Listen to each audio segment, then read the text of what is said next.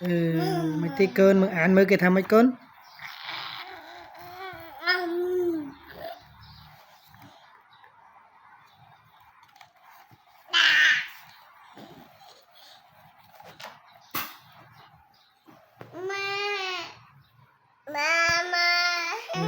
ăn nó sau mấy cơn cái tham mấy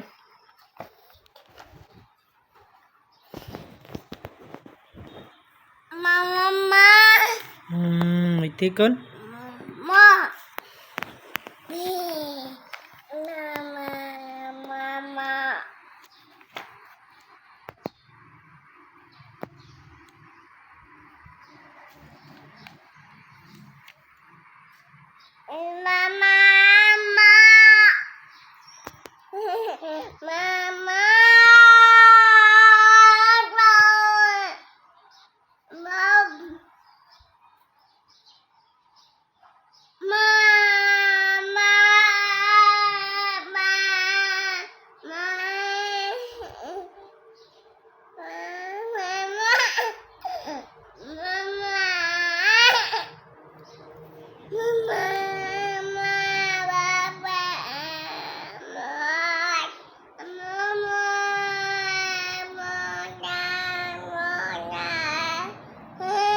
ăn sau mấy cơn ăn sau chiri mới